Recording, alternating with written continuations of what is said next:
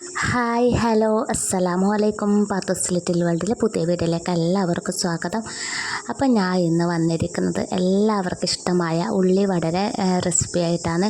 അപ്പോൾ എല്ലാവരും video skip ചെയ്യാതെ മുഴുവനായി കാണാൻ ശ്രമിക്കുക. കണ്ടുകൊണ്ടിരിക്കുക. വീഡിയോ ഇഷ്ടമായാൽ ലൈക്ക് ചെയ്യാനും സബ്സ്ക്രൈബ് ചെയ്യാനും കമൻറ്റ് ചെയ്യാനും ആരും മറക്കരുത്. അപ്പോൾ നേരെ വീഡിയോയിലോട്ടേക്ക് പോകാം.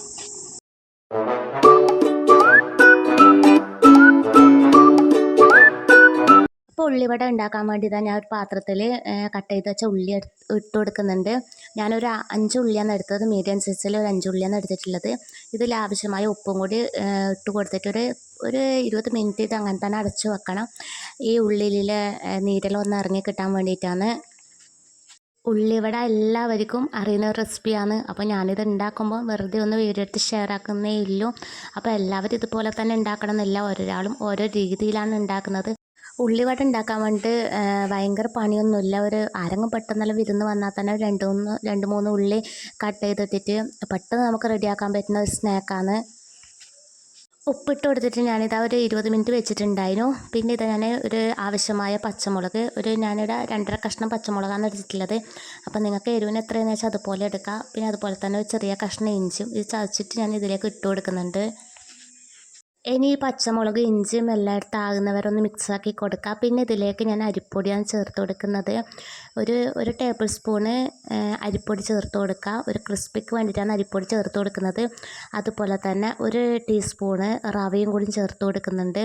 റവയും കൂടി ചേർത്ത് കൊടുത്താലും ഉള്ളിവടക്ക് ഭയങ്കര ടേസ്റ്റാണ്. പിന്നെ അതിലേക്ക് വേണ്ട മസാലപ്പൊടികളാണ് ചേർത്ത് കൊടുക്കുന്നത്. ഒരു 1/4 ടീസ്പൂൺ മഞ്ഞൾപ്പൊടി, അതുപോലെ തന്നെ മസാലപ്പൊടി ചിക്കൻ മസാലപ്പൊടിയും കൂടി ഇട്ട് കൊടുക്കുന്നുണ്ട് ഒരു ടേസ്റ്റിന് വേണ്ടിയിട്ട്. പിന്നെ കളറിന് വേണ്ടിയിട്ട് കുറച്ച് വേണമെങ്കിൽ മുളക് പൊടി ചേർത്ത് കൊടുക്കാം. കാശ്മീർ മുളക് പൊടി ആകുമ്പോൾ കുറച്ചും കൂടി കളർ ഇട്ടല്ലേ, ഒരുപാടൊന്നും വേണ്ട, ജസ്റ്റ് ഒരു കളറിന് വേണ്ടിയിട്ട് മാത്രം മതി. നമ്മൾ ഇതിലേക്ക് എരിവിന് വേണ്ടിയിട്ട് പച്ചമുളക് ചേർത്ത് കൊടുത്തതാണ്. പിന്നെ ഇതിലേക്ക് വലിയ ജീരകം കൂടി ചേർത്ത് കൊടുക്കുന്നുണ്ട്. അപ്പോൾ ഇനി ഇതെല്ലാം കൂടി ഒന്ന് മിക്സാക്കിയിട്ട് കൈയോടെ നല്ലോണം ഒന്ന് മിക്സാക്കി എടുക്കണം. ഇതിൽ ഒരു തുള്ളി പോലും വെള്ളം ചേർക്കേണ്ട ആവശ്യമില്ല. നമ്മൾ ഉള്ളി ഉപ്പിട്ട് വെച്ചാൽ ഒരു അരമണിക്കൂർ അതുപോലെ തന്നെ വെച്ചാൽ അതിൽ നിന്ന് തന്നെ ആവശ്യമില്ല, വെള്ളം ഇറങ്ങി കിട്ടും. അതുകൊണ്ട് വെള്ളമൊന്നും ചേർക്കേണ്ട ആവശ്യമില്ല. പിന്നെ ഇതെല്ലാം ഒന്ന് മിക്സാക്കിയിട്ട് ഇതിലേക്ക് മൈദപ്പൊടിയും കൂടി ചേർത്ത് കൊടുക്കുന്നുണ്ട്. മൈദപ്പൊടി ചേർക്കുമ്പം ഒരുപാട് മൈദപ്പൊടി ചേർത്ത് കൊടുക്കാൻ പാടില്ല. ഉള്ളി മുന്നിൽ നിൽക്കണം മൈദനെക്കാട്ടിയും. ആ രീതിയിൽ വേണം ഇത് ചേർത്ത് കൊടുക്കാൻ വേണ്ടിയിട്ട്.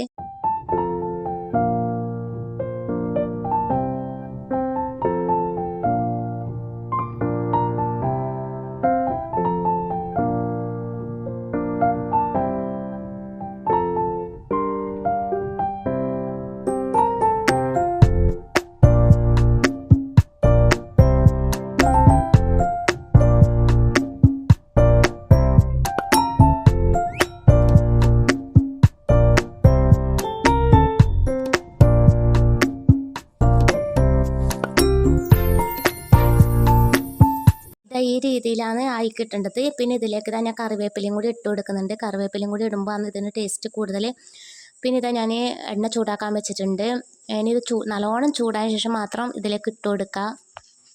നമുക്ക് വേണമെങ്കിൽ ഉണ്ട ഷേപ്പാക്കിയിട്ടും എടുത്തിട്ട് എണ്ണയിലേക്ക് ഇട്ട് കൊടുക്കുക. അതുപോലെ തന്നെ ഇതുപോലെ പരത്തി കൊടുത്തിട്ട് ഇട്ട് കൊടുക്കുക. ഞാൻ ഇതുപോലെ പരത്തി കൊടുത്തിട്ടാണ് എണ്ണയിലേക്ക് ഇട്ട് കൊടുക്കുന്നത്. ഇതുപോലെ ഉള്ളിവട ഉണ്ടാക്കുന്നവരുണ്ടെങ്കിൽ ഒന്ന് കമൻറ്റ് ചെയ്യുക. ഇതിനെക്കാട്ടി ടേസ്റ്റ് കൂടാൻ വേണ്ടി വേറെ എന്തെങ്കിലും ചേർക്കുന്നുണ്ടെങ്കിൽ അതും കൂടി ഒന്ന് പറഞ്ഞുതരാം. ഞാൻ ചില സമയത്ത് അരിപ്പൊടി ചേർക്കുന്നതിൻ്റെ പകരം അതിലേക്ക് ബ്രെഡ് ഇട്ട് കൊടുക്കലുണ്ട്. ബ്രെഡ് പൊടിച്ചിട്ട് ഇട്ട് കൊടുത്താലും നല്ല ക്രിസ്പിയാണ്. അപ്പോൾ അങ്ങനെയും ചെയ്തെടുക്കാം.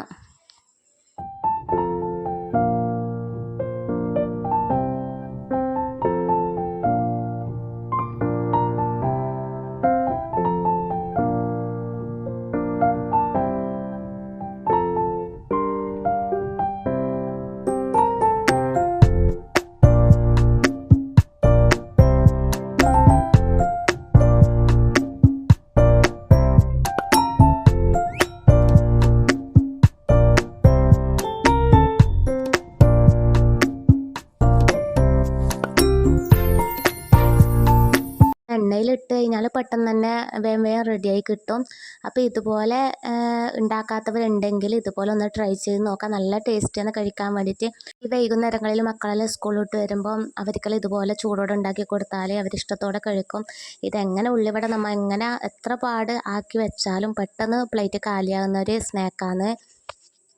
എൻ്റെ ചാനൽ ആദ്യമായി കാണുന്ന കൂട്ടുകാരുണ്ടെങ്കിൽ ഒന്ന് സബ്സ്ക്രൈബ് ചെയ്ത് അടുത്തുള്ള ബെല്ലൈക്കൺ ഒന്ന് എനേബിൾ ചെയ്ത് വെക്കണം.